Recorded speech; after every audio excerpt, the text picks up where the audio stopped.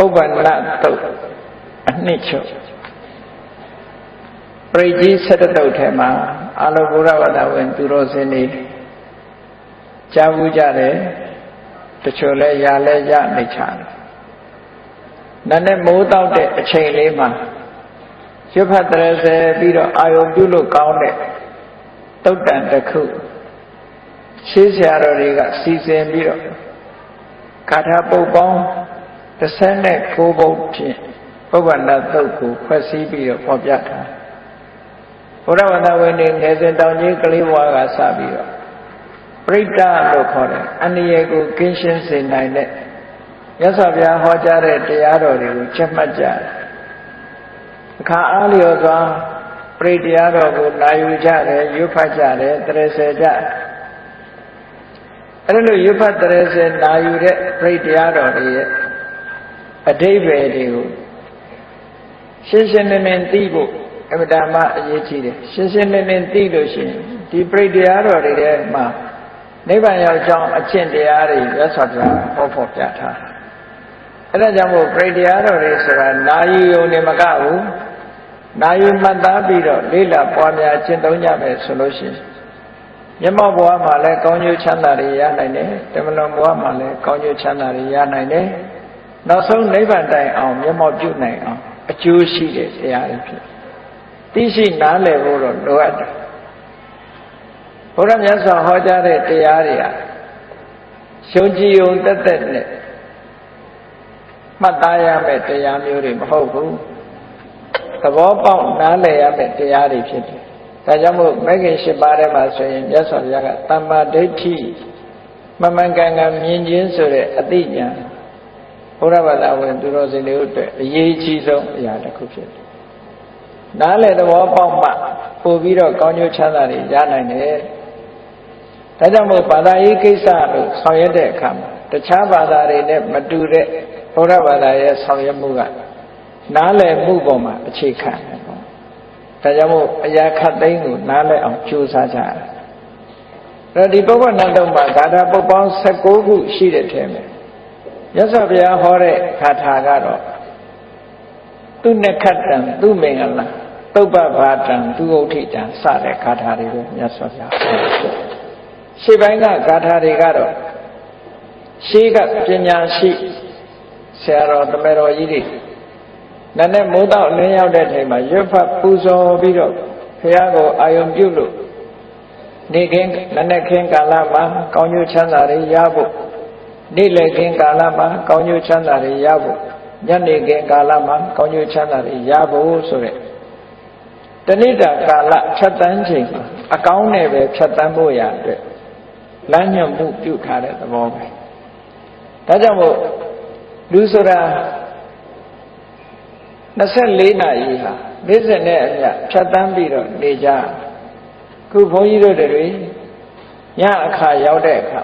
နားနေအိပ်ဆက်ပြီးနားနဲ့မိုးတော့လင်းရောက်တဲ့အချိန်ကနေစပြီးတော့နားနဲ့ပိုင်းနေ့လယ်ပိုင်းညနေပိုင်းဆိုတဲ့အပိုင်း၃ပိုင်းကိုဖြတ်တတ်ရအဲ့ဒါလို့ဖြတ်တန်းတဲ့အခါမှာဘယ်လိုပုံစံနဲ့ဖြတ်တန်းရမယ်ဘယ်လိုနေရမယ်ဘယ်လိုထိုင်ရမယ်ဆိုတာဒီသုတ်တန်ထဲမှာလမ်းညွှန်ထားတာရှိတယ်အဲ့ဒီလမ်းညွှန်ချက်အတိုင်း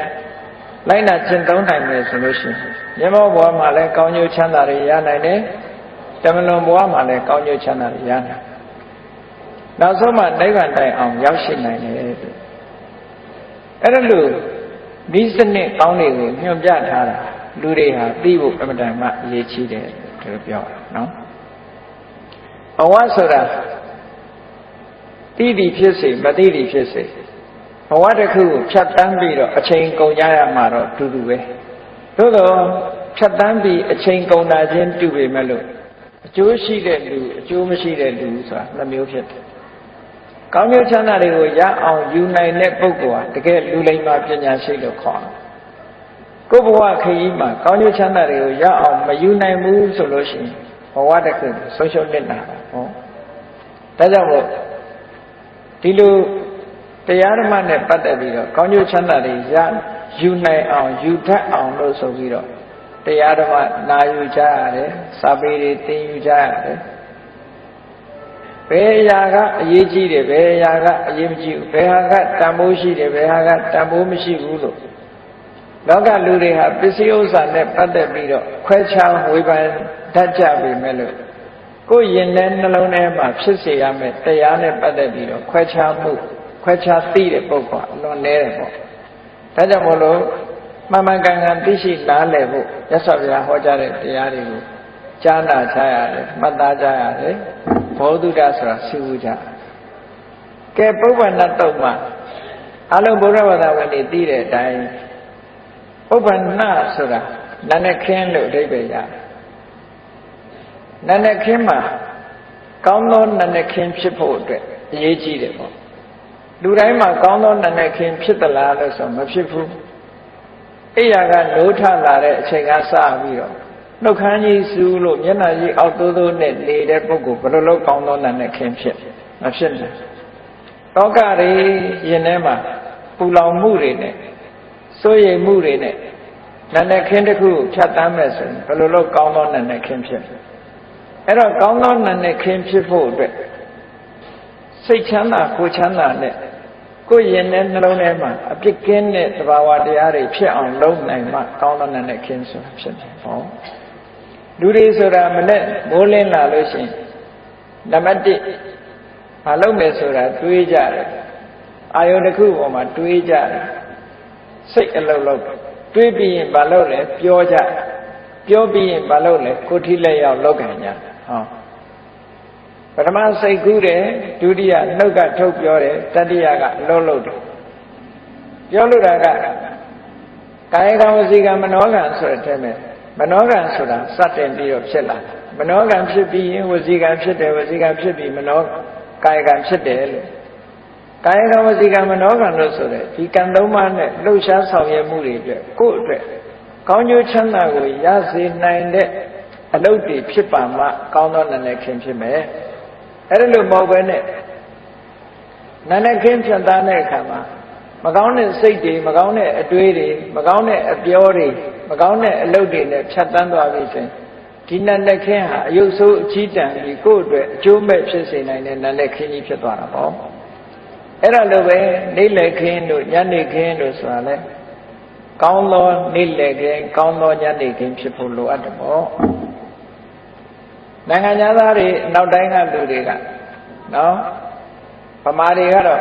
ဘယ်လိုသတ်မှတ်ပြီးတော့ပြောတာမရှိဘူးနောက်တိုင်းကလူတွေကတူနဲ့တူမိတ်ဆွေတွေမနေ့ပိုင်းမှတွေ့လို့ရှိရင်နှုတ်ဆက်ကြတယ် good morning လို့နှုတ်ဆက်တယ်ကောင်းသောနာနဲ့ခင်းပါ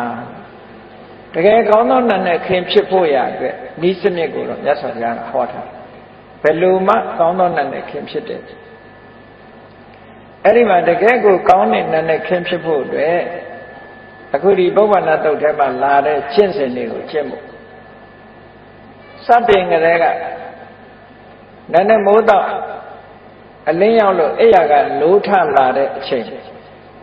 လူတွေဟာအိပ်ဆက်နားနေတဲ့အချိန်မှာဘာတွေဖြစ်တတ်တုံးလို့ဆိုအိမ်မက်မက်တတ်တယ်အဲ့ဒါလို့အိမ်မက်မက်တဲ့အခါမှာကောင်းတဲ့အိမ်မက်ရှိတယ်လို့မကောင်းတဲ့အိမ်မက်တွေလည်းရှိတတ်တယ်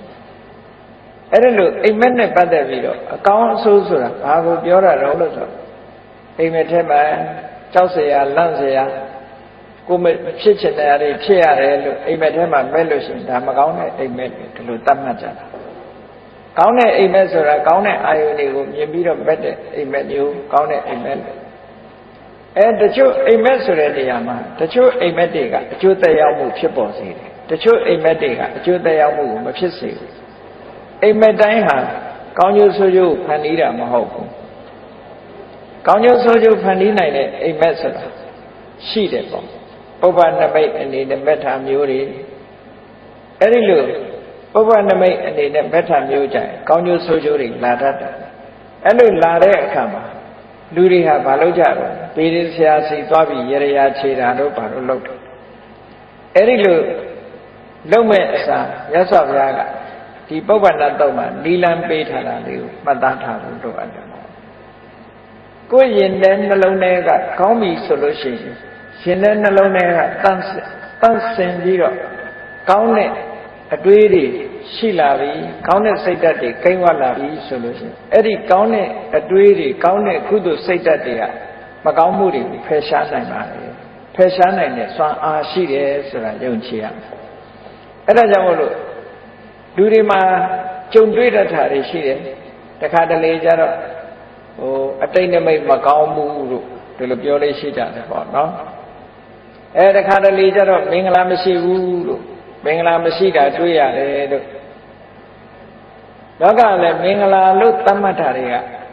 ဘုရားကသတ်မှတ်တာပေးတာမဟုတ်ဘူးမြတ်စွာဘုရားသတ်မှတ်တဲ့38ဖြာမင်္ဂလာဆိုတာကောင်းတဲ့အလုပ်တွေနဲ့ပတ်သက်တာတွေကြီးပဲလောကလူတွေကမင်္ဂလာဆိုတာပြည့်ညတ်သွားရဓာတ်သက်တာဆိုပြီးတော့ဥပမာခုခေတ်ဆိုလို့ရှိရင်ပိုးများလာကြာပန်းကိုဘုရားလူရင်ကြံ့ကြတယ်တို့နော်ဒီပန်းသီးကိုလူရင်ပန်းတယ်တို့ဒီလိုဟာမျိုးတွေကလူတွေမှာတွေးတောလာတာမျိုးတွေရှိတယ်ညံအောင်ញင်တဲ့အခါကျတော့နေချင်းညာချင်းချင်းကိုဘုရားဆုတယ်နော်ကြံမင်ဆိုင်တယ်တဲ့အကြံအောင်ញင်လို့ဒါတွေကလောကီမင်္ဂလာလို့ခေါ်တယ်ကောင်းကျိုးချမ်းသာကိုပေးနိုင်တဲ့အနေအထားမရှိဘူးလူတွေကစိတ်ဖြေတာပဲရှိတယ်တကယ်ကောင်းကျိုးချမ်းသာပေးနိုင်တာကိုယ်ရင်နဲ့နှလုံးထဲမှာရှိတယ်သဘာဝတရားကောင်းကျိုးချမ်းသာပေးနိုင်အဲ့ဒါကြောင့်မို့တကယ်ပေးနိုင်တာမဟုတ်ပေမဲ့လို့လူတွေကယုံကြည်ကြတာပဲလောကလူသားတွေကမြန်မာလူမျိုးတွေကြီးယုံကြည်တာမဟုတ်ဘူးတခြားလူမျိုးတွေလည်းပဲဒီလိုလောကမှာရှိတဲ့မင်္ဂလာတွေကိုယုံဘုရားဘာသာလုပ်ပြီးတော့အဲ့ဒီလိုမင်္ဂလာတွေကိုယုံကြည်တယ်ဆိုလို့ရှိရင်မြတ်စွာဘုရားကဗုဒ္ဓဘာသာအညံ့စားလို့သတ်မှတ်တယ်ဥပဒကဆိုရင်အညံ့စားဥပဒကဥပတိကမဆိုရင်လည်းအညံ့စားဥပတိကမမင်္ဂလံပစ္စေတိလောကံမင်္ဂလာကိုယုံကြည်တယ်မင်္ဂလာဆိုတာလောကီမင်္ဂလာကိုပြောတာကြားတာမင်္ဂလာနော်ကောင်းတာကြားရင်မင်္ဂလာရှိတယ်ကောင်းတာမြင်မင်္ဂလာရှိတယ်ကောင်းတဲ့အနံ့ရရင်မင်္ဂလာရှိတယ်လို့ဒီလိုအမြင်ကြားတွေနဲ့ပတ်သက်တဲ့မင်္ဂလာတွေကိုဆွဲလန်းလို့ရှိရင်အဲ့ဒီပုဂ္ဂိုလ်ဟာကံတရားကိုမယုံကြည်ရရောက်တော့ပေါ့အဲ့ဒါကြောင့်မို့ဘုရားဘာသာအစစ်ကကိုလှုပ်တဲ့ကံကိုယ်တဏ္ဍာမှာဖြစ်တဲ့စိတ်ထဲမှာဖြစ်ပေါ်လာတဲ့ကံတရားနှုတ်ကထုတ်ပြောတဲ့ကံတရားကိုယ်ဒီလျောက်လှုပ်တဲ့ကံတရားအဲ့ဒီကံတရားကိုသာလက်ခံယုံကြည်ဖို့လိုအပ်တယ်အပေါ်ယံအပြောဆိုလေးတွေနဲ့မင်္ဂလာရှိတယ်မင်္ဂလာမရှိဘူးဆိုတာမျိုးတွေကမယုံကြည်ရဘူးလို့ဒါကြောင့်မို့အဲ့ဒီမင်္ဂလာမရှိဘူးလို့ထင်တဲ့ကိစ္စတွေလောကမှာဖြစ်ပေါ်လာလို့ရှိရင်အဲ့ဒါတွေပပျောက်သွားအောင်မှန်ကန်တဲ့ဤစနစ်နဲ့အခုဒီပုဗ္ဗလတုံးမှာညွှန်ကြားပြီးတော့ပြတာရှိတယ်ဟောနောက်တစ်ခါတည်းမြန်မာလူမျိုးတွေကငှက်ကိုငှက်ဆိုးလို့သတ်မှတ်တာနားထဲမှာစူးစူးညံညံစူးစူးဝါဝါអော်တဲ့ငှက်တွေကိုငှက်ဆိုးနော်အဲ့ဒါလို့ငှက်ဆိုးတယ်နေကြားရလည်းပဲအတိတ်တမေမကောင်းဘူးလို့လူတွေကယူဆတာဒါတဝုနဲ့တူယူဆမှုမတူကြဘူးပေါ့တချို့ကငှက်ဆိုတာသူကသူអော်ခြင်းអော်တာပဲလေမြန်မာလူမျိုးတွေကသာချိအိမ်မော်လင်းနာနားတယ်ဆိုရင်ဗမာလူမျိုးတွေတော်တော်ကြောက်ကြအိန္ဒိယနိုင်ငံသွားကြည့်တိုက်ပေါ်မှာလက်ဓာကြီးတွေနားနေဘာမှခီးမဆိုင်ဘူးသူတို့နော်ကရပြေသွားကြည့်ရင်တိုက်တွေပေါ်မှာလင်းနာကြီးတွေနားနေပြီးတော့ဗမာလူမျိုးတွေကယူဆသေးတယ်ဖွတ်တဲ့ရင်မွဲတယ်တဲ့ဘုန်းကြီးတို့တီဟိုနေတော့ကဘုန်းကြီးတို့နေတဲ့အဲ့ဒီအိမ်မှာဘုန်းကြီးเจ้าဖြစ်ဝါတဲ့ကမ္ဘာထမ်းပြဖို့သွားနေတဲ့အချိန်ဖွတ်ကြီးတကောင်ကညဆိုရင်အဲ့ဒီအမိုးပေါ်တက်အိတ်တယ်အမြဲတမ်းပဲမနေ့ကျရင်အဲ့ပေါ်ကဆင်းလာတယ်လူလည်းမကြောက်ဘူးသူကမှလည်းသူ့အနေနဲ့မပေးဘူးဖွတ်တယ်လို့မွဲလို့ရှိရင်အဲ့ဒီအိမ်မွဲမှာပေါ့မမွဲဘူးချမ်းသာလိုက်တာမှလွန်တာနော်သူတို့စီမှာဖွတ်တယ်လို့မွဲတယ်ဆိုတဲ့အယူဆလည်းမရှိဘူးလက်ရနာလို့ဒုက္ခရောက်တယ်ဆိုတဲ့အယူဆလည်းမရှိဘူးအဲ့ဒါကြောင့်မို့လို့ဒါတွေကအယူဆတွေနဲ့ပတ်သက်ပြီးတော့မှန်ကန်ခြင်းမရှိဘူးနော်ဆွဲလန်းလို့ရှိရင်စိတ်ဆွဲရင်ဥပါဒံဖြစ်တာပဲရှိတယ်အဲ့ဒါလို့ဥပါဒံဖြစ်လာလို့ရှိရင်ပျောက်ကင်းဖို့ဆိုတဲ့ဟာတစ်ခုကမှန်ကန်တဲ့နိလန်းတစ်ခုကိုအခုဒီမှာပြထားတာရှိတယ်အလုံးဒီဂါထာကိုကြားလဲကြားဘူးကြတယ်နားလဲနားဘူးကြတယ်တန်ဃာတွေရွတ်ထားလဲကြားဘူးကြလိမ့်မယ်နော်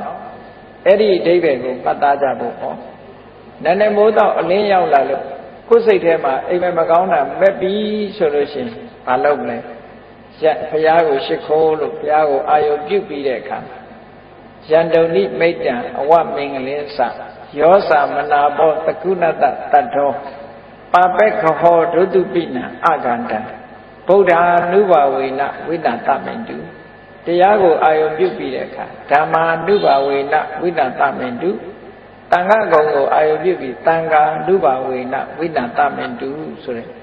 ဟောဒီဂါထာလေးကိုရွတ်ပတ်ပြီးတော့စိတ်ထဲမှာနှလုံးသွင်းလိုက်လို့ကုသိုလ်တွေဖြစ်ပေါ်လာလို့ရှိရင်ခုနကပြောတဲ့အရာတွေအကုန်လုံးဟာခြေပြောက်တယ်လို့ဒီလိုပြောတာနော်ဘယ်လိုလုပ်ပြီးတော့ခြေဖြောက်တာတော့ဆိုတော့ယင်တဲ့နှလုံးထဲမှာမကြည်မလင်ဖြစ်တဲ့အရာတွေဟာ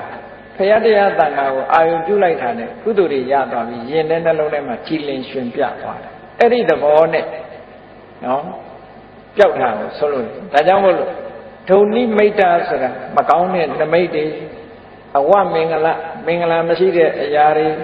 ယောစာမနာဘောတကုဏတတာတော်နားထောင်ရတာနော်မနှစ်သက်စရာကောင်းတဲ့ငှက်ရဲ့အတန်လေးငှက်ဆိုးရဲ့အတန်လေးပါပက္ခဟောမကောင်းတဲ့ဂျိုစီစာတာစတာခန့်ကြမာတွေထုတ်တုပိနံအဂတံနှစ်သက်စရာမကောင်းတဲ့အိမ်မက်ဆိုးတွေတဲ့အဲ့ဒီမကောင်းမှုလို့လူတွေရဲ့စိတ်ထဲမှာမတန့်လို့မကောင်းမှုဆိုတဲ့အရာတွေအလုံးဟာမြတ်စွာဘုရားကိုအာယုံပြုပြီးတော့ရလိုက်တဲ့ကုသိုလ်ရဲ့စွမ်းအားနဲ့အလုံးကြည်ပြောက်သွားပါစေလို့ဒီလိုဆိုတာနော်အဲ့တော့ဘုရားကိုအာယုံပြုလိုက်လို့ရှိရင်ဘုရားကိုအာယုံပြုလိုက်လို့ရလိုက်တဲ့ကုသိုလ်ဟာဗုဒ္ဓတပူဇံမဟာတေသဝံတော်ဆိုတဲ့အတိုင်းစွမ်းအားတတ္တိတွေပြည့်ဘုရားကိုအာယုံပြုကြည့်အာယုံပြုလိုက်လို့စိတ်ထဲမှာကြည်နူးပြီးတော့ဘုရားကိုယ်နေထဲမှာစိတ်ထဲမှာကြည်နူးလာပြီဆိုလို့ရှိရင်အဲ့ဒီကုသိုလ်ဟာအခုပြောခဲ့တဲ့မကောင်းတဲ့အရာတွေကိုယ်အလိုမရှိတဲ့အရာတွေကိုယ်တဏ္ဍာမှာမဖြစ်အောင်ကာဝယ်ဆောက်ရှောက်ပြီးသားဖြစ်ပါတယ်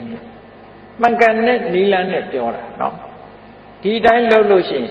ဆိုလိုတာကရရာခြေပြီးသားဖြစ်တယ်လို့ဒီလိုပြောတာနော်အဲ့တော့ရရာခြေတယ်နဲ့သူတွေက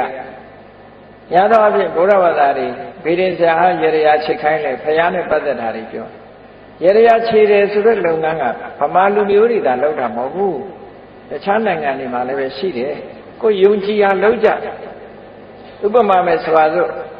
ထမင်းစားနေတော့စပွဲမှာထိုင်းနေရင်ကနေပြီးတော့စားဘူးလေးကိုဒီဘက်ပေးလိုက်စမ်းပါလို့စားဘူးလေးကမ်းလိုက်စမ်းပါလို့မမီလို့လှမ်းတောင်းတဲ့တစ်ဖက်ကအဲ့ဒါလှမ်းတောင်းတာကိုပေးလိုက်တဲ့အချိန်မှာစားလေးဖိတ်သွားလို့ရှိရင်ဒါကံမကောင်းမှုလို့ယူဆနော်ကံမကောင်းမှုလို့ယူဆအဲ့ဒါကိုဘယ်လိုရရာခြေရတော့ဆိုစားလေးကိုအနည်းငယ်ယူပြီးတော့ပခုံးကိုကြော်ပြီးတော့ဟိုဘက်ကိုလှမ်းပြီးတော့ပက်လိုက်ရတယ်တဲ့အဲ့လိုပက်လိုက်လို့ရှိရင်ရရာခြေတယ်တဲ့တဘာဝကြံပြကိုယ့်ကိုစဉ်းစားကြည့်တယ်စားဖိတ်တဲ့အပြင်နောက်ထပ်ပြန်ပြီးတော့ပက်တော့စားကုန်တာပဲရှင်မှာပေါ့အခုကအဲ့လိုမျိုးမဟုတ်ဘူးနော်ဘုရားကိုအာယုံပြုလိုက်တယ်ဘုရားရှိခိုးလိုက်တယ်ဘုရားရှိခိုးလိုက်ရင်စိတ်ထဲမှာကြည်နူးတယ်ဝမ်းသာတယ်ကုသိုလ်တွေရအဲ့ဒီရတဲ့ကုသိုလ်ရဲ့စွမ်းအားနဲ့ခုနစိတ်ထဲမှာမကြည်မလင်ဖြစ်နေတာအိမ်မက်ဆိုးတွေတို့ကံမကောင်းမှုတို့ဂျိုးမကောင်းမှုတို့ဆိုတာတွေဟာပျောက်မသွားဘူးလားပျောက်သွားနိုင်တယ်ဒါကြောင့်ဗေဒင်ဆရာတော်မေးเสียမလိုဘူးနည်းနည်းမိုးတော့အလင်းရောက်တဲ့အချိန်လေးမှာဘုရားကိုအာယုံပြုပြီးတော့ဒီကာထာလေးနဲ့နှလုံးသွင်းပြီးရွတ်ဆိုလိုက်မယ်ဆိုလို့ရှိရင်ကောင်းကျိုးချမ်းသာတွေရနိုင်ပါတယ်လို့ဟောဒီသုံးကာထာနဲ့ဒီလိုအဓိပ္ပာယ်ရှိတယ်နော်ဒုံနိမိတ်တာဆိုမကောင်းတဲ့နမိတ်တွေအဝမင်္ဂလာဆိုမင်္ဂလာမရှိတဲ့အရာတွေယောစာမနာဘောတကုဏတတတော်ဆိုညနိုးเสียနှစ်သက်เสียမကောင်းတဲ့ငှက်ဆိုးရဲ့အတန်တွေပါပက်ခဟောဂျိုဆိုးတွေတုတ်တုပိနံအဂတံစိတ်ထဲမှာမကြည်မလင်ဖြစ်စေတတ်တဲ့မကောင်းတဲ့အိမ်မက်ဆိုးတွေဟာမြတ်စွာဘုရားကိုအာယုံပြုပြီးတော့ဖြစ်ပေါ်လာတဲ့ကုသိုလ်ရဲ့စွမ်းအားနဲ့ပျောက်ကွယ်သွားပါတယ်လို့ဒီလိုပြောတာနော်။အဲ့ဒီနောက်ကြည့်ဒါကနီးတစ်ခုပြောတာဒီတနည်းနဲ့လည်းပဲကောင်းတဲ့နာနဲ့ခင်းတစ်ခုဖြစ်ပေါ်လာစေတိုင်းပဲပေါ့။ဘုရားကိုအာယုံပြုခြင်းဖြင့်ကုသိုလ်တွေရလာတဲ့အတွက်ကြောင့်ကိုယ့်အတွက်မှဒါကောင်းသောနာနဲ့ခင်းမယ်။အဲ့ရထားလိုက်တာနဲ့ကောင်းသောနာနဲ့ခင်းဒီလိုဖြစ်သွားတယ်လို့ဒီလိုဆိုလိုတာ။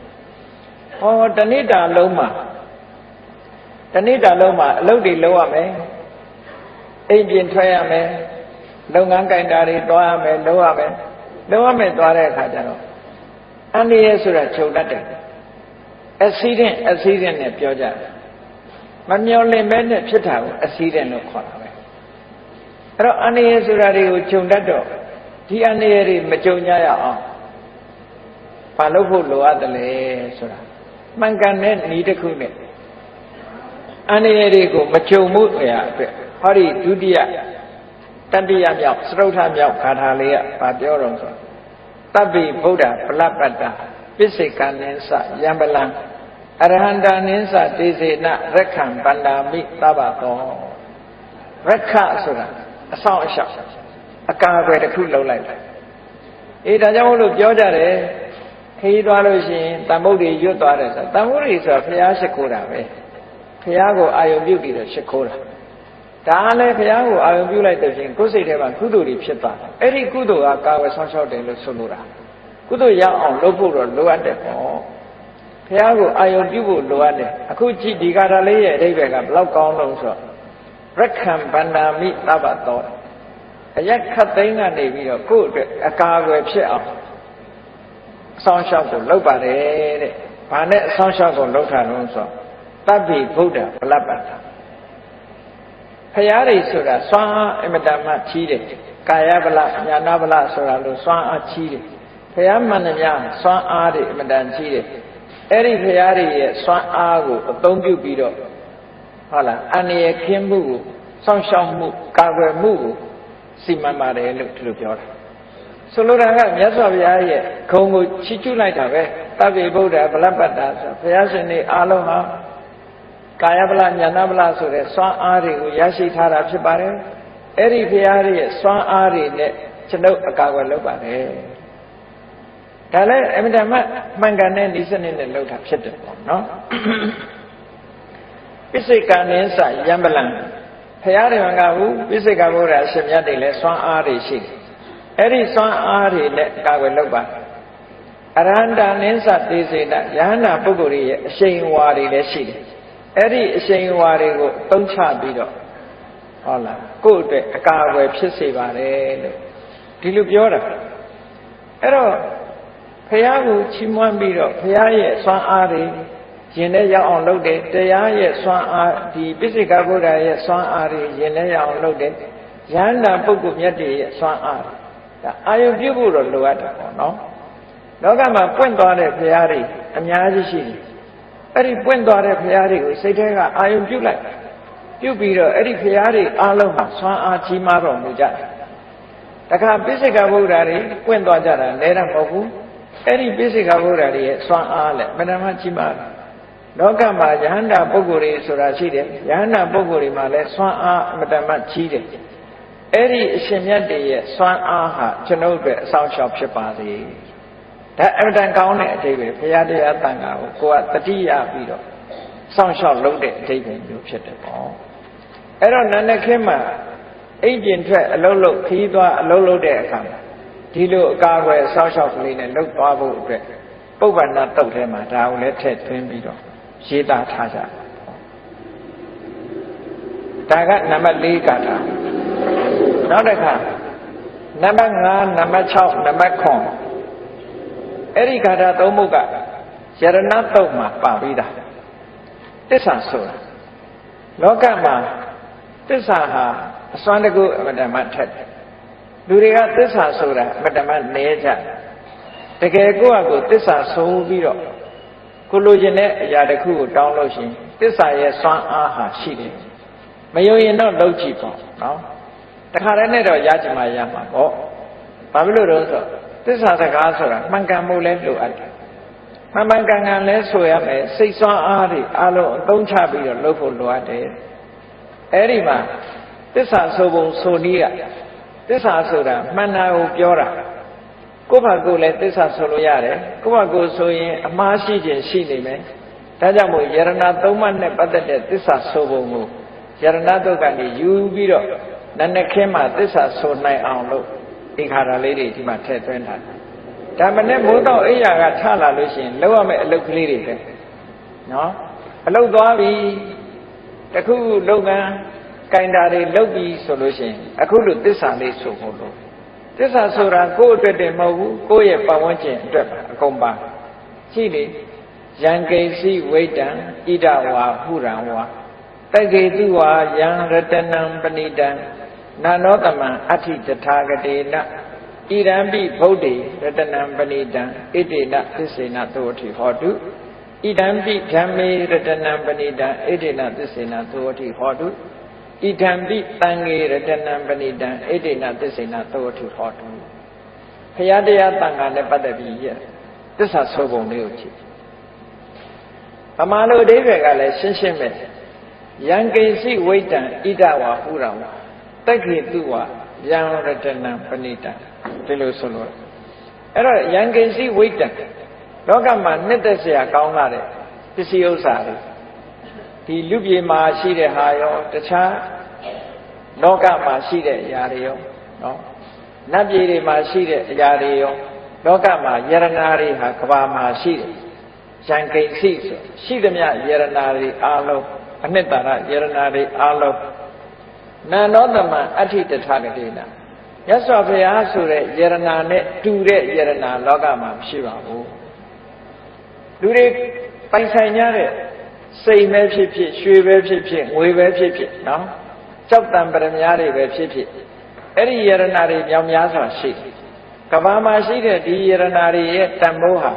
မြတ်စွာဘုရားတည်းဟူသောယရနာကိုမမှီပါဘူးလို့ဒီလိုဆိုလိုတာအဲ့ဒါဟာမှန်ကန်သောစကားတစ်ခုဖြစ်တယ်နာနောတမံအဋ္ဌိတထာဂတိနာဣဒံပိဗုဒ္ဓေရတနံလောကမှာရှိတဲ့ယရနာတွေထက်ပိုပြီးတော့ထူးမြတ်တဲ့ယရနာနှစ်သက်เสียကောင်းတဲ့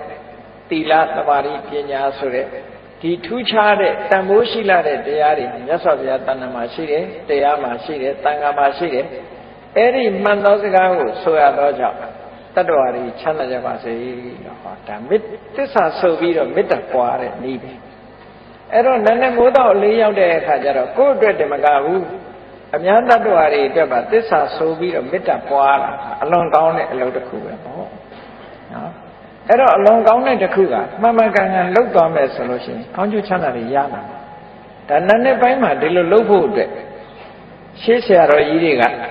ထို့ပါဠိတော်တွေကနေထုတ်နှုတ်ပြီးတော့ဒီလိုရေးသားခဲ့ကြတာဖြစ်တယ်ဟောဒါကြောင့်မလို့နေ့စဉ်နဲ့အမျှကောင်းကျိုးချမ်းသာတွေကိုလိုချင်တယ်တဏိတာဖြတ်တန်းတဲ့အခါမှာနာနေပိုင်းမှာကောင်းကျိုးချမ်းသာတွေရချင်တယ်နေ့လယ်ပိုင်းမှာကောင်းကျိုးချမ်းသာတွေရချင်တယ်ညနေပိုင်းမှာကောင်းကျိုးချမ်းသာတွေရချင်တယ်ဆိုဒီဟာကိုလိုက်လာချဟောနောက်တစ်ခုစိတ်ရဲ့ဆန္ဒဆိုတာအမှန်တမ်းကြီးမားတယ်လူတွေကဟိုအမှတ်တမဲ့နေလို့ဆန္ဒဆိုတာကြီးမားတယ်ဆိုတာလူတွေကမသိဘူးကြည့်လေတရားနာခြင်းနဲ့ဆန္ဒရှိတော့ဒီထိရောက်လာနော်နာခြင်းနဲ့ဆန္ဒမရှိဘူးဆိုရောက်ပါမလားရောက်ဘူးအဲ့ဒါဆန္ဒကပို့တယ်လို့ခေါ်တယ်နော်ဆန္ဒမရှိတဲ့လူကအိမ်မှာပဲနေမယ်လေဆန္ဒရှိတော့လူဟာဘလောက်ဝေးတရားပွဲဆိုရောက်လာဘာလို့လဲဆိုဆန္ဒရဲ့ဆွမ်းဆောင်မှုလို့ခေါ်တယ်အဲ့တော့ဆန္ဒရဲ့ကြီးမားမှုဟာအစွမ်းဆောင်နိုင်မှုကဘလောက်ကြီးလဲဒီအရာသာကြီးတာမဟုတ်ဘူးတခြားကိစ္စတွေလည်းပဲဆန္ဒဆိုတာကြီးအဲ့ဒါကြောင့်မလို့ဆန္ဒကိုအဓိပတိပစ္စယောလို့မြတ်စွာဘုရားကဆန္ဒဓိပတိဆိုဓိပတိထဲမှာဟောထားတာရှိတယ်နောက်ပြီးတော့သန္တိဋ္ဌိပဆန္ဒဟာစွမ်းဆောင်နိုင်တဲ့တကိုးရဲ့တကိုးပြီးစီးအောင်မြင်မှုရဲ့အကြောင်းတရားလို့ဒီလိုဟောထားတာရှိတယ်အဲ့ဒါကြောင့်မို့လို့စိတ်ဆန္ဒဆိုတာအလွန်ကြီးမားတယ်ဒီတစ်ခုတည်းကြီးမားတာမဟုတ်ဘူးစိတ်ဆန္ဒရှိပြီဆိုလို့ရှိရင်ကိုယ်လုံးချင်တာတွေကဖြစ်လာတတ်တယ်ပေါ့ဒါကြောင့်မို့လို့ဆန္ဒပြုတဲ့အနေနဲ့မလုပ်ရမလဲလို့ဆိုခါထာလေးသမုတ်ကိုတစ်ခါပြထားတယ်ဘဝတုသဗ္ဗမင်္ဂလံရက္ခန္တုသဗ္ဗဒေဝတာသဗ္ဗဗုဒ္ဓံလူဘဝေနသရတုခိဘဝန္တုတေကြည့်ဆန္ဒပြုတာကိုနည်းနည်းမိုးတော့အလင်းရောက်လို့အိယာကထလိုက်ရင်ဆန္ဒပြုလိုက်ဘယ်လိုဆန္ဒပြုဘဝတုသဗ္ဗမင်္ဂလံမင်္ဂလာအပေါင်းနဲ့ခန့်မြောင်းပြည့်စုံပါစေကောင်းမြတ်တဲ့မင်္ဂလာတွေကျွန်တော်တဏ္ဍာမှာဖြစ်ပါစေအများတ attva တွေမှာလည်းပဲဖြစ်ပါစေဘလောက်ကောင်းတဲ့ဆန္ဒလဲနော်သူများကိုနှိပ်စက်ဖို့ပါလားဒီထဲမှာအလွန်မမြတ်တဲ့စိတ်ဓာတ်လို့ခေါ်တယ်နော် မင်္ဂလာနဲ့ပြည့်စုံပါစေရက္ခန္တုသဗ္ဗဒေဝတာနတ်တွေကအလုံးကိုစောင့်ရှောက်ပါစေဒါလည်းကောင်းတဲ့ဆန္ဒပဲသူစောင့်တာမစောင့်တာကိုယ်နဲ့မဆိုင်ဘူးကိုကစောင့်ပါစေလို့ဒီလိုပြောတာဟုတ်ကဲ့လားဒါကိုပြောမယ်ဆိုရင်နတ်အားကိုးတာလားလို့ဆိုမဟုတ်ဘူးနတ်အားကိုးလို့ပြောတာမဟုတ်ဘူးနတ်တွေကလည်းလောကကိုစောင့်ရှောက်တာတွေရှိတယ်ပေါ့အဲ့ဒါလို့စောင့်ရှောက်တာတွေရှိလို့နတ်တွေကအမှတ်တမဲ့မနေပဲနဲ့စောင့်ရှောက်ကြပါစေနတ်ကသာစောင့်ရှောက်တာလားဆိုတော့လူချင်းရောမစောင့်ရှောက်ဘူးလားစောင့်ရှောက်တယ်လေအိမ်သားမှာလူတွေမှားသွားတာအိမ်ကိုကြည့်လိုက်စမ်းပါလို့ဆိုကြည့်မပေးဘူးလားဆိုင်လေးကြည့်လိုက်စမ်းပါဆိုဒါစောင့်ရှောက်ပေးတယ်လို့ခေါ်တာပဲအကြောင်းကိစ္စရှိလို့ရှင်တရင်ပို့ပေးတယ်ဟောဒါစောင့်ရှောက်တယ်လို့ခေါ်တာပဲအဲ့တော့လူချင်းနဲ့မေတ္တာရှိရင်စောင့်မေတ္တာမရှိရင်ဒီတိုင်းကြည့်နေမှာပဲနတ်တွေကိုလည်းပဲကိုကမေတ္တာရှိအောင်မေတ္တာပွားပြီးတော့ထားရင်နတ်တွေရဲ့စောင့်ရှောက်မှုရောမခံရဘူးလားဒါကလောကရဲ့သဘာဝပဲနော်ကိုနဲ့ခင်မင်နဲ့မေတ္တာရှိတဲ့ပုဂ္ဂိုလ်ဆိုလို့ရှိရင်ကိုယ်ကိစ္စကိုလာလုပ်ပြမှာပဲအဲ့တော့နတ်တွေကလည်းကိုကမေတ္တာပို့တယ်အမျှဝေတယ်ဆိုတော့သူတို့ကလည်းကိုယ့်ဘောမှာခင်မင်ရတယ်ခင်မင်တော့စောင့်ရှောက်ပါလေဆိုတော့လူတွေမသိလိုက်တဲ့ကိစ္စကိုနတ်ကနေထိန်းသိမ်းစောင့်ရှောက်ပေးလိုက်တယ်ပေါ့ဒါမျိုးဆိုလိုတာနော်ကြည့်ပါလားဒီပကံရာဇဝင်ကိုကြည့်မယ်ဆိုလို့ရှိရင်ကျန်စစ်မင်းကျန်စစ်သားအနောယထာကနေပြီးတော့ဖမ်းဆီးမလို့လိုက်တဲ့အခါမှာသူပြေးရပြေးတဲ့အခါမှာမြစ်ထဲမှာဖြတ်ပြီးတော့ကူးတဲ့အခါကျတော့တန်ဃာလှေတစ်စီးကနေပြီးတော့ဟိုဘက်ကန်းကိုပို့ပေးတယ်ဟာအဲ့ဒါဟာနတ်ကကူညီတာတဲ့တကယ်နတ်ကတန်ဃာလှေအောင်ဆောင်ပြီးတော့သူ့ကိုကယ်တင်သွားတာနောက်ဆုံးကျတော့နတ်ကမဟာဂီရိနတ်လို့ဆိုတယ်သူနဲ့ဆူတောင်းဘက်အတိတ်ဘဝတော့ကသူနဲ့တူတူဖြစ်ခဲ့တဲ့မိတ်ဆွေသူကနေပြီးတော့ကူညီတယ်လို့သူတို့ပြောတယ်အဲ့တော့လောကမှာလည်းတစ်ခါတစ်ခါကူညီမှုတွေရှိတယ်အဲ့တော့ကူညီတယ်ဆိုတာနတ်ကြီးကအချွန်တက်နဲ့ဆင်းလာပြီးဒီလိုကူတာမဟုတ်ဘူးအဲ့ဒါလို့ဆိုရင်လည်းလူကကြောက်ပြီးတော့ပြေးမှာလေနတ်မြင်လူကမကြောက်ဘူးမထင်နဲ့ကြောက်ပြီးပြေးမှာပဲအဲ့ဒါကြောင့်မလို့နတ်မြင်တဲ့အခါကျတော့လူတွေဟာကြောက်လာမှာဆိုတော့နတ်တွေကလည်းလူတွေကိုကူညီတဲ့အခါမှာလူတယောက်ယောင်ပဲဆောင်ပြီးတော့ကူညီတာပါဒီလိုဆိုတာနော်ကိုကနေဘူးထဲမှာရက်ပြီးတော့ကားဆောင်နေတယ်ဘာစကားကမလာနိုင်ဘူးသွားချင်နေတယ်သို့တော့အနန္တဖြတ်သွားတဲ့ကားတစ်စီးကလူကြုံလို့တင်သွားတယ်ဆိုတာတွေရောမကြုံတတ်ဘူးလားအေးနတ်ကမှားတယ်ဆိုတာတခါတည်းအဲ့ဒါမျိုးလို့ပြောတာနော်ကိုသွားခြင်းတဲ့ကိစ္စတခုကိုလို့ချင်တာလေးတခုဟာတခါတလေရှော့ရှော့ဆူယူနဲ့ကုညီပဲလူနဲ့သိသည်ဖြစ်စေမသိသည်ဖြစ်စေကိုကုညီသွားတဲ့လူတွေနဲ့ကြုံတတ်တယ်ပေါ့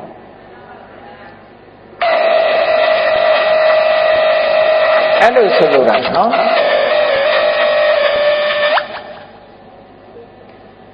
အဲ့ဒါကြောင့်မလို့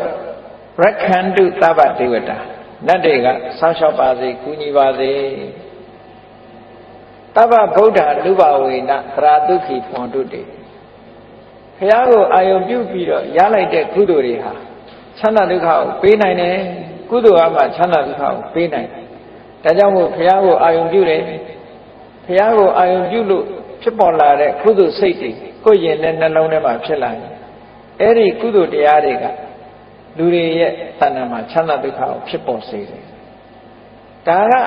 ကုသိုလ်ကမှချမ်းသာဒုက္ခကိုဖြစ်စေတယ်ဆိုတာဒါအမှန်ပဲကုသိုလ်ဆိုတာအနဝိဇ္ဇဒုက္ခဝိပါကလက္ခဏာအပြစ်ကင်းပြီးတော့ချမ်းသာဒုက္ခကိုဖြစ်စေတတ်တာကုသိုလ်အဲ့ဒါကြောင့်မလို့ကုသိုလ်ကောင်းမှုဆိုတာလောက်ကြဘုရားကိုအာယုံပြုတဲ့အာယုံပြုလိုက်လို့ရလာတဲ့ကုသိုလ်တရားကိုအာယုံပြုလိုက်လို့ရလာတဲ့ကုသိုလ်တန်ခါကိုအာယုံပြုလိုက်လို့ရလာတဲ့ကုသိုလ်အဲ့ဒီကုသိုလ်ရဲ့စွမ်းအားကြောင့်ချမ်းသာကြပါစေဒီလိုဆိုတာအဲ့တော့အဲ့ဒါလို့ဘုရားတရားတန်ခါမနဲ့မိုးလင်းတဲ့အချိန်လေးမှာဘုရားတရားတန်ခါယရဏသုံးပါးကိုအာယုံပြုလိုက်မယ်ဆိုရင်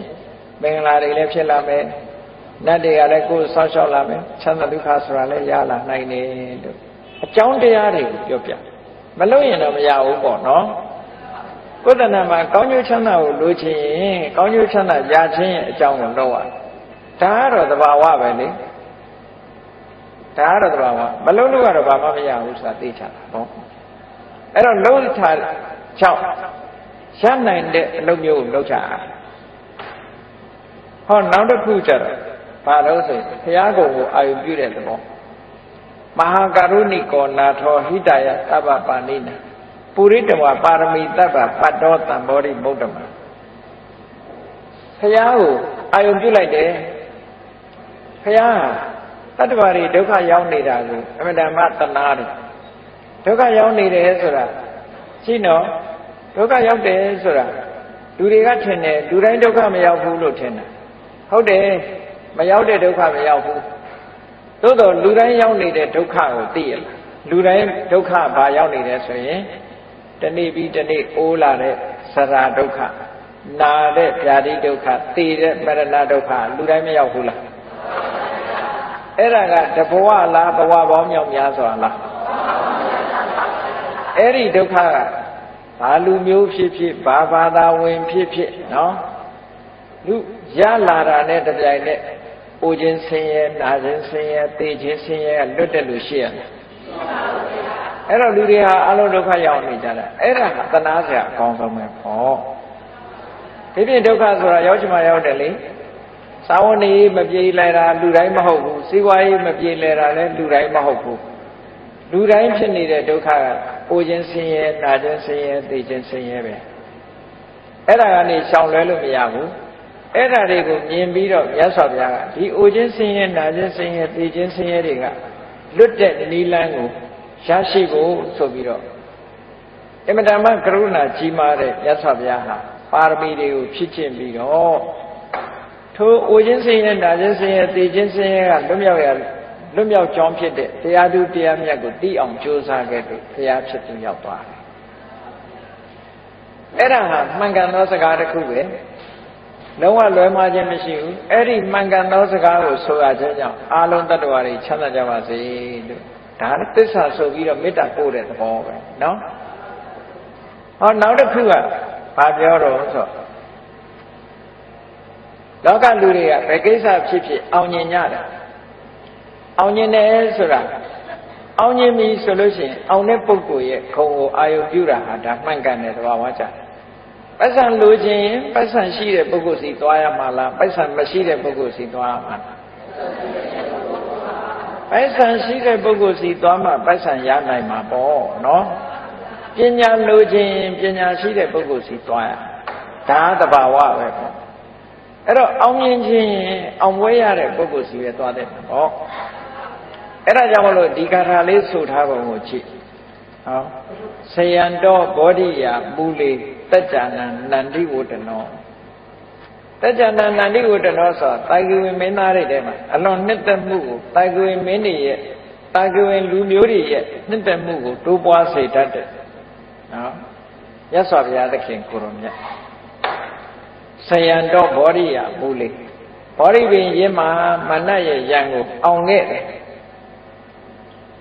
တာဂိဝင်မင်းတွေရဲ့နှစ်သက်မြတ်နိုးမှုကိုကြီးပွားစေတတ်တဲ့တိုးတက်စေတဲ့ဘုရားလောင်းဟာဘောဓိပင်ရင်းမှာအောင်ပွဲကြီးရခဲ့တယ်ဆိုတာဒါဟုတ်တယ်မှန်တယ်နော်လုံးဝအရှုံးမရှိတဲ့အောင်ပွဲကြီးကိုရတယ်ဧဝမေဝဇေယောဟောတုတဲ့အဲ့ဒီလိုအောင်မြင်မှုကျွန်တော်မှဖြစ်ပါစေဒါနဲ့ wish ပဲဆန္ဒကိုပြော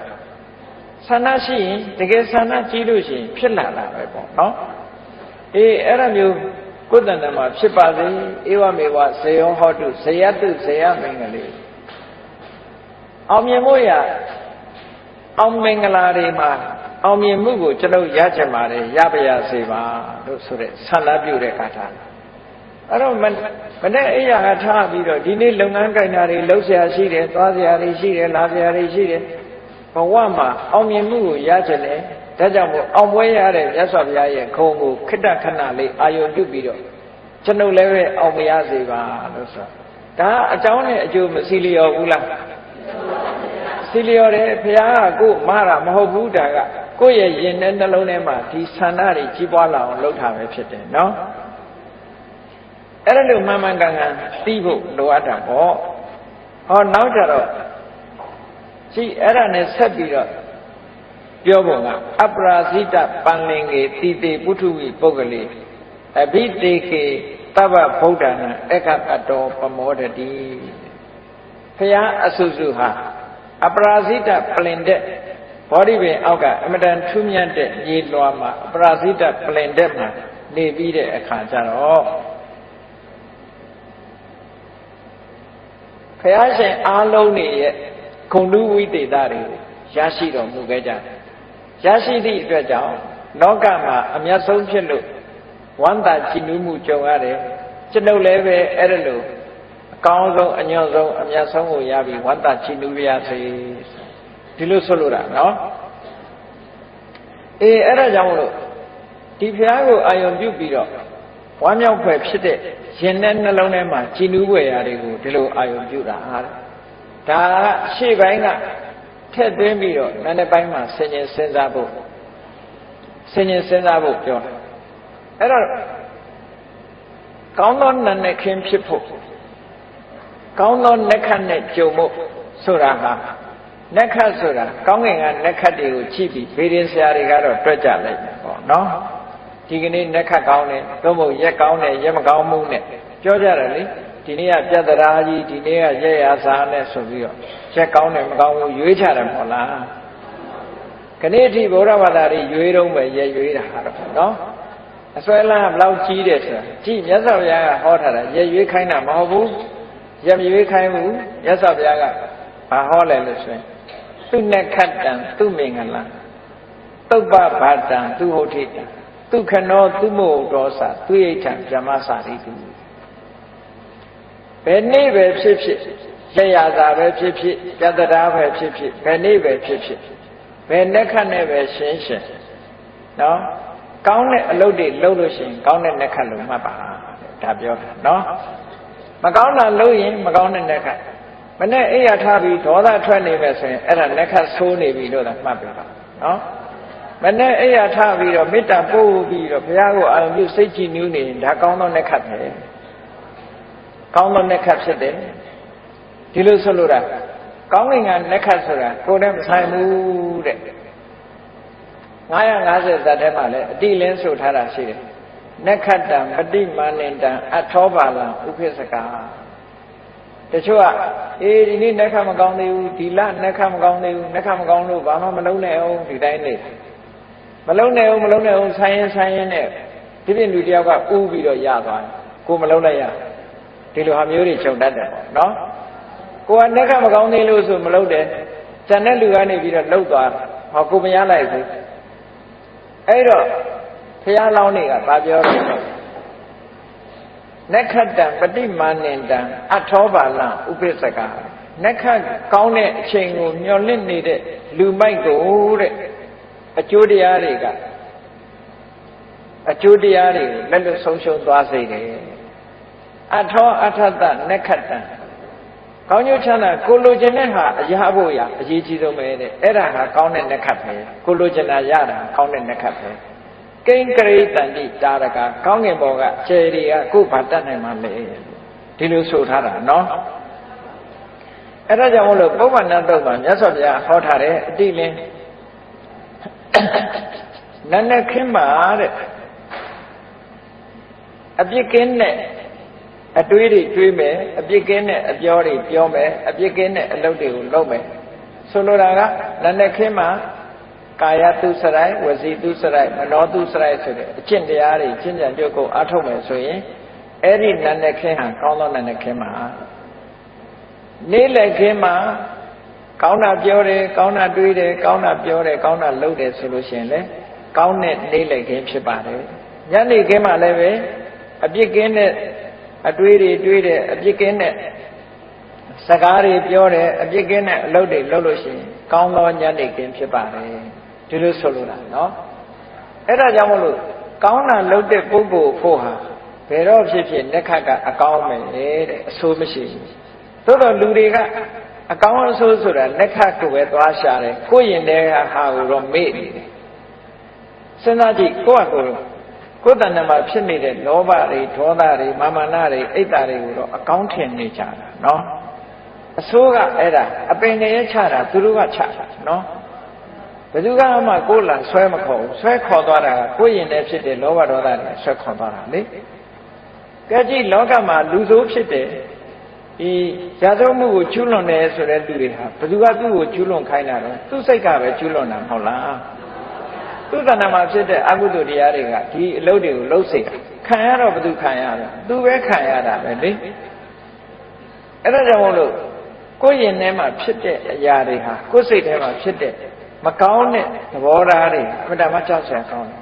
အပင်ငရဲဆိုတာပြင်မဲ့ကလာမချဘူးကိုယ်ကချနော်ကိုယ်ရင်ထဲမှာဖြစ်တဲ့လောဘဒေါသမောဟဆိုတဲ့ဒီတရားတွေကအပင်ကိုချတာဘယ်လိုလုပ်အပင်ချတော့ဆိုကိုယ်စိတ်ထဲမှာဖြစ်ရင်ကိုယ်ပဲခံရမှာလေဒီနေရာမကြည့်နဲ့ကိုယ်ရုပ်ခန္ဓာကိုယ်ကြီးမှာဖြစ်တဲ့ယောဂဝေဒနာဘယ်သူခံရတာတော့ဟုတ်တယ်လေဆေးရုံသွားစမ်းလိုက်လို့ HIV positive ဆိုရင်ဘယ်သူခံရမှာတော့စီပိုးဘီပိုး positive ဆိုလဲကိုယ်ပဲခံရမှာပဲဟုတ်တယ်မလားကိုယ်ထဲမှာဖြစ်တယ်အဲ့ဒါကြတော့လူတွေကကြောက်တယ်လေအဲ့ဒါလူတွေကြောက်တယ်ဒီတဲ့ကြောက်စရာကောင်းတာဘာလို့ဆိုရင်ကိုယ့်ရဲ့စိတ်အစဉ်ထဲမှာ mental process တွေမှာဖြစ်နေတဲ့ positive တွေကပိုကြောက်စရာကောင်းတယ်စိတ်ထဲမှာဖြစ်နေတဲ့လောဘစိတ်ထဲမှာဖြစ်တဲ့ဒေါသစိတ်ထဲမှာဖြစ်တဲ့မောဟအိတ်တာတွေမာမနာတွေဒါတွေကပိုကြောက်စရာကောင်းတယ်ဒါတွေကသွားဆန်းလိုက်တဲ့ positive ဖြစ်နေဟုတ်ကဲ့အပင်ငရဲချတာသူတို့ကချတာ HIV ကလည်းပဲအပင်ငရဲမချဘူးစီပိုးဘီဘွားကလည်းအပင်ငရဲမချဘူးရုပ်ခန္ဓာမှာဖြစ်တဲ့ယောဂဝေဒနာဆိုတာဒီဘဝတစ်ခါပဲသိမှာဘယ်သူမှနှစ်ခါသိတဲ့လူမရှိဘူး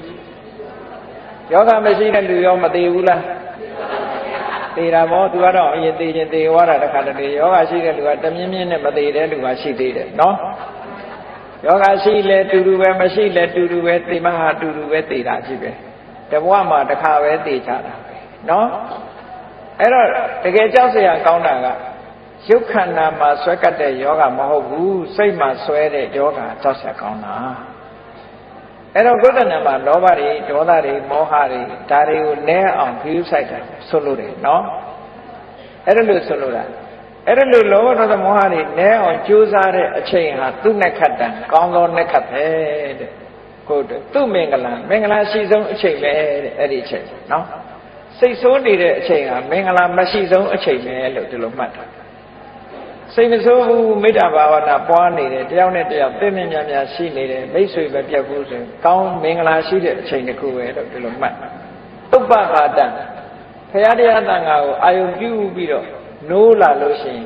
ကောင်းသောမိုးတောက်ခြင်းနဲ့ကောင်းသောနနက်ခင်းဖြစ်လာတယ်သူဝုဋ္ဌိတအိယာကနိုးထလာတဲ့အခါနော်နှုတ်ခမ်းကြီးစူပြီးတော့နိုးထတာမဟုတ်ဘူးအများတတ္တဝါတွေချမ်းသာကြပါစေဆိုတဲ့အတွေးလေးနဲ့နိုးထလာရင်ဒါအကောင်းဆုံးအိယာကထခြင်းပဲဖြစ်တယ်ပေါ့အဲ့ဒါလို့နေ့စဉ်နဲ့မြကိုယ့်ဘဝမှာအကောင်းဆုံးမိုးတောက်ချိန်ဖြစ်ဖို့နဲ့အကောင်းဆုံးအိယာကထခြင်းဖြစ်အောင်မကြိုးစားသင့်ဘူးလားကြိုးစားရမှာဒါတွေကိုဖြစ်အောင်ကြိုးစားနော်အဲ့ဒါလို့ကြိုးစားဖို့ဆိုလိုတာဒါတွေကဘာလဲအရေးကြီးတော့ဆိုရိတ်တာသွားပြီးတရားဝင်ဖို့တဲ့အရေးကြီးတယ်နေ့စဉ်လုပ်နေတဲ့အလုပ်တွေကဟုတ်ကဲ့လားကိုယ်အိမ်မှာနေထိုင်ရင်းနဲ့ကောင်းသောမိုးတောက်ဖြစ်ဖို့ကောင်းသောနှက်ခတ်နဲ့ကြုံတဲ့အချိန်ပိုင်းဖြစ်ဖို့ကောင်းတဲ့မင်္ဂလာရှိတဲ့အချိန်ဖြစ်ဖို့ရာကိုယ်တဏ္ဍာမှာကောင်းတဲ့စိတ်ဓာတ်တွေဖြစ်နေအောင်ကြိုးစားရမယ်မေတ္တာပွားနေမယ်အစဉ်မပြေတဲ့သူတွေကရုဏာထားမယ်အစဉ်ပြေတဲ့သူတွေပေါ်မှာမုဒိတာပွားမယ်ဆိုရင်ဒါအဲ့ဒါမှကောင်းမြတ်တဲ့စိတ်တွေလို့ဒီလိုပြောတာနော်အဲ့ဒါလို့နေလို့ရှိရင်ဒုက္ခနောသူ့မှုဟုတ်တော်စာမေတ္တာပို့တဲ့အချိန်လေးကုသိုလ်ရတဲ့အချိန်လေးဟာအကောင်းဆုံးအချိန်လေးပဲအကောင်းဆုံးအချိန်ပိုင်းလေးအဲ့ဒါလို့အကောင်းဆုံးအချိန်ပိုင်းကလေးတွေကိုယ်တဏ္ဍာမှာအများကြီးဖြစ်လာအောင်လုပ်ဖို့လိုအပ်တယ်ဒီလိုဆိုလိုတာသူရိဋ္ဌံဗြဟ္မစာရိတုအချင်းစာရိတ္တကောင်းတဲ့ပုဂ္ဂိုလ်တွေကိုပေါ်မှာဒါနကောင်းမှုလုပ်တဲ့အချိန်လေးဟာကိုယ့်အတွက်အကောင်းဆုံးအချိန်လေးပဲဟောဒါကမြတ်စွာဘုရားဟောတဲ့အခါထာကောင်းသောနနက်ခင်းဆိုတဲ့အဓိပ္ပာယ်ရအောင်မြတ်စွာဘုရားဟောတာအဲ့တော့အတူချုပ်ပြောလိုက်မယ်ဆိုလို့ရှိရင်လူတွေမှာလှုပ်ရှားမှုနဲ့လှုပ်ရှားမှုလှုပ်ဆောင်မှုကဘယ်နှခုရှိတော့ဆိုရင်စိတ်နဲ့တွေးတာလည်းပဲစိတ်နဲ့လှုပ်တယ်လို့ခေါ်တယ်မနောကံလို့ခေါ်တယ်ကိုနှုတ်ကနေပြောတာကြတော့ဝစီကံလို့ခေါ်တယ် ကိုယ်ဒီလက်ရောက်လှုပ်ထားကြတော့ကာယကံလို့ခေါ်တယ်စိတ်ထဲကနေပြီးတော့ဒီတောင်းတတာကိုကြတော့ပဏိတိလို့ခေါ်တယ်အဲ့ဒါတွေဟာကုသိုလ်နဲ့ရှင်ပြီးတော့လုပ်မယ်ဆိုပါတော့ကာယကံအနေနဲ့ကောင်းတဲ့ကာယကံနဲ့ဘယ်လိုလုပ်တုံးဆိုအရာထဲမှာကိုလမ်းလျှောက်သွားတာပဲဖြစ်စေလမ်းလျှောက်သွားရင်ကနေပြီးတော့ဘယ်သူမှခလုံးမထီစူးမကြီးကြပါစေနဲ့ခဲလေးတွေဖယ်သွားတယ်ဆူးလေးတွေဖယ်သွားတယ်လောက်တာလောက်ပုံပြောတာအသေးစိတ်ကစပြီးတော့နော်ကာယကမေတ္တာတွေထားတယ်နှုတ်ကလည်းဝစီကမေတ္တာတွေထားတယ်စိတ်ကလည်းပဲမနောကမေတ္တာတွေပွားတယ်ကုသိုလ်တွေနဲ့ကာယကဝစီကမနောကကုသိုလ်တွေဖြစ်နေလို့ရှင်အဲ့ဒီကုသိုလ်တွေဟာကိုယ့်အတွက်ကြီးပွားကြောင်းအမှုတွေကြီးပဲဒါကြောင့်မို့လို့ပဋက္ခိဏံကာယကမ္မကုသိုလ်နဲ့လုပ်တဲ့ကာယကံတွေမှန်သမျှဟာပဋက္ခိဏတိုးတက်ဖို့ကိုကြီးပွားဖို့တိုးတက်ဖို့ပဲဖြစ်တယ်ကောင်းကြီးပွားတယ်တိုးတက်တယ်ဆိုတာဒီနှိမ့်ကြတဲ့အနေအထားတစ်ခုကနေပြီးတော့အစစ်မြင့်လာတဲ့သဘောကိုပြောတာနော်အစစ်မြင့်လာတဲ့သဘောကိုပြောပဋက္ခိဏံကာယကမ္မဝါစာကမ္မပဋက္ခိဏံကိုပြောတဲ့စကားကလည်းအပြစ်ကင်းတဲ့စကားဆိုလို့ရှိရင်ပဋက္ခိဏကြီးပွားတိုးတက်ဖို့ဖြစ်လာတယ်ပဋက္ခိဏမနောကမ္မစိတ်ထဲကကြံစီတဲ့အမှုတွေကလည်းပဲကြီးပွားတိုးတက်ဖို့အတွက်ဖြစ်လာတယ်ပဏိတိတိပဋက္ခိဏကိုယ့်ရဲ့စိတ်ဆန္ဒတွေစိတ်ထဲကတောင်းတမှုရည်တန်မှုတွေဟာလည်းပဲကြီးပွားတိုးတက်တဲ့ရည်ရွယ်ချက်တွေဒီလိုဖြစ်လာတယ်အဲ့ဒါလို့ကာယကံဝစီကံမနောကံနဲ့အတွေးအချံတွေဟာကောင်းလာပြီဆိုလို့ရှိရင်ဘာဖြစ်လဲဆိုလပန္တတ္ထိပဋက္ခိနေကောင်းမြတ်တဲ့အကျိုးကျေးဇူးတွေကိုသူရလာမယ်တဲ့ဒီလိုဆိုလိုတာနော်ပဋက္ခိနာနိကတ္တဝလလပန္တတ္ထိပဋက္ခိနေလှုပ်တဲ့အလုပ်ကကုသိုလ်တွေလှုပ်တာကုသိုလ်တွေဆိုတာကြီးပွားတိုးတက်ခြင်းရဲ့အကြောင်းလူတယောက်ဟာစီးပွားလုပ်လို့စီးပွားဖြစ်လာပြီဆိုလို့ရှိရင်ပထမဆင်းရဲတဲ့ဘဝကနေပြီးတော့ကြိုးစားလိုက်တဲ့အခါတိုက်အိမ်ကနေတဲအိမ်လေးကနေပြီးတော့တိုက်အိမ်ဆောက်လာနိုင်ပေါ့စပိန်လေးဝယ်ရကနေမော်တော်ဆိုင်ကယ်ဝယ်လာနိုင်မော်တော်ဆိုင်ကယ်ကနေပြီးတော့ကားဝယ်လာနိုင်မြင့်မလာဘူးလားစီးပွားရေးနဲ့ပတ်သက်ပြီးတော့အဲ့ဒါလို့မြင့်လာတယ်လို့ပဲစိတ်တွေစိတ်ထားတွေကုသိုလ်တရားတွေကိုလည်းတိုးမြင့်လုပ်တဲ့အခါလူတယောက်ဟာမြင့်လာတာပဲဘဝနော်ဘဝတစ်ခုနဲ့တစ်ခုကသူကမြင့်သွားတယ်အဲ့ဒါကိုပြောတာပဋက္ခိဏနိကတ္တဝနလပန္တတ္ထိပဋက္ခိနေကောင်းတာတွေလုပ်တဲ့ပုဂ္ဂိုလ်တရားဟာကောင်းတဲ့အကျိုးတွေကိုရလာတဲ့အတွက်ကြောင့်သူကအဆင့်မြင့်ပြီးတော့သွားတယ်တေအဋ္ဌလတ္ထဒုက္ခိတာဝိရုံလာဗုဒ္ဓတာအဲ့ဒါလို့ကောင်းကျိုးချမ်းသာတွေရလာပြီဆိုလို့ရှိရင်ဒုက္ခိတကိုယ်စိတ်နှပြချမ်းသာတယ်ဝိရုံလာဗုဒ္ဓသာသနိမြတ်စွာဘုရားသာသနာမှာစီပင်လာတယ်ဆိုတာဘာပြောတာလဲဆိုတော့သူကကိုကျင့်သီလတွေနဲ့လည်းပြည့်စုံလာတယ်ကမ္မထာနေနှလုံးသွင်းလာနိုင်တယ်ဘာဝနာကျင့်စဉ်တွေကျင့်လာတယ်နော်ဘာဝနာကျင့်စဉ်တွေကျင့်လာလို့ဝိပဿနာတရားတွေအချိန်ချင်းအားထုတ်လာနိုင်တယ်တိုးတက်လာမသိသေးတာတွေသိလာတယ်ဘုရားတရားတော်တွေနဲ့ပတ်သက်ပြီးတော့အဆင့်မြင့်လာတယ်ဒီလိုဆိုလိုတာအဲ့ဒါလို့ထီအောင်ဖြစ်လာနိုင်တယ်တဲ့အဲ့ဒါလို့ဖြစ်လာဖို့အတွက်ကျမ်းမာဖို့လို့ဘာလို့လိုအပ်လို့အားလုံးတ attva တွေကိုကျမ်းမာကြပါစေဆိုတာနဲ့နောက်ကနေအရောဂဒုက္ခိတာဟောထရဟတဗေတိညာတိပြီတဲ့ဆွေတွေမျိုးတွေနဲ့အတူတကွာအရောဂယောဂကင်းကြပါစေဒုက္ခိတကိုယ်စိတ်နဲ့ပြချမ်းသာကြပါစေလို့ဆိုမနေ့ပိုင်းမှာဒါမေတ္တာပွားတာပဲပေါ့နော်အဲ့ဒါလို့မေတ္တာနှလုံးသားနဲ့ကိုယ်ဟာနေနိုင်ပြီဆိုလို့ရှိရင်ကိုယ့်ရဲ့စိတ်ကလေးဟာအတ္တမစင်ကြယ်လာတဲ့စိတ်ကလေးနဲ့ကုသိုလ်တွေဖြစ်လာလို့ရှိရင်ခုနကပြောခဲ့တဲ့ကာယကံတွေဝစီကံတွေမနောကံတွေဟာအထက်ကိုတိုးတက်မြင့်မားစေတဲ့ကာယကံဝစီကံမနောကံတွေပဲဖြစ်တယ်တဲ့ဒါကြောင့်မို့လို့မြတ်စွာဘုရားသခင်ကိုလိုမြတ်ကဟောဒီပုဗ္ဗန္နတုတ်ကိုချင်းချုပ်ဒီလိုဟောထားတာဖြစ်တယ်တရားနာပရိသတ်ပေါင်းသူတော်ကောင်းတို့ဟာဒီပရိတ်ကြီးထဲမှာပါတဲ့ရှေးဆရာတွေစီရင်ထားတဲ့ဂါထာတွေရောမြတ်စွာဘုရားဟောထားတဲ့ဂါထာတွေရောဒီဂါထာတွေအတိုင်းနာနဲ့မိုးတော့အလင်းရောက်တဲ့အချိန်မှာဖြစ်စေနေ့လယ်အခါမှာဖြစ်စေညနေအခါမှာဖြစ်စေ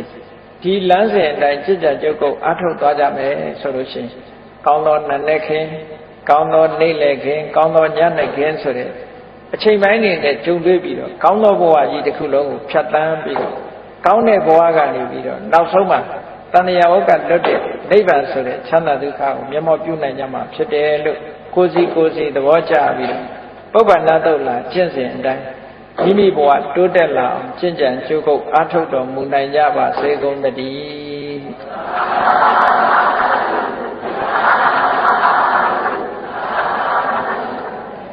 ကဲမေတ္တာပို့ရတတ္တဝါများစွာဘေးရန်กว่าချမ်းသာကြပါစေတတ္တဝါများစွာဘေးရန်กว่าချမ်းသာကြပါစေမေတ္တာရေချမ်းသုံးငါဖြံငြိမ်းချမ်းကြပါစေမေတ္တာရေချမ်းသုံးငါဖြံငြိမ်းချမ်းကြပါစေသက်ရှိချမ်းသာစိတ်ချမ်းသာလူရဆန္ဒပြည့်ပါစေသက်ရှိချမ်းသာစိတ်ချမ်းသာလူရဆန္ဒပြည့်ပါစေဖုံလန္တာဒုက္ခပင်ကစားမေတ္တာပုံနေတုသင်္ကမမနောတရာတိတပိတံဘဝယန္တုဒုက္ခန္တကမေတ္တာပုံနေတုသင်္ကမစုပေါင်းပုအပ်မေတ္တာတဟုရောင်ဖြူပါဝဲငွေလာမင်းနှင့်ရောင်ရည်ရှဲယုံပေါင်းဆောင်ရခြင်းကြောင့်သဗ္ဗေတံကျင့်မဲ့ဥတ္တုံလုံးစုံများစွာတတ္တဝါတို့၏မနောတရာတိမြင်မြဖြူစင်အေးကြည်လင်းသည့်ရေစင်ပြည့်တင်းစိတ်နှလုံးတွေဟူသောရေအိုင်ကြီးအတွင်း၌ဒုက္ခပင်ကစားစင်ထာဝရအေမြကြည်သာတာယာပွင့်လန်းချမ်းသာဒုက္ခတိဟုသောကုမုဒ္ဒရာကြာပန်တို့သည်ဖုံလန္တဝန္တာရှင်မြူဝမုံလူလည်းရဲ့ကြည်နူးွယ်ကြုံဖူးပွင့်ကြအကုန်သည်ဖြစ်၍ဒုက္ခနကလေအောင်လေးတဲ့ပြောရှက်သင်ပြပီတိတိဟုသောယနံတို့သည်ဘဝယန္တုကောင်းစွာမသွေကြိုင်နိုင်၍နေကြပါစေကုန်တည်း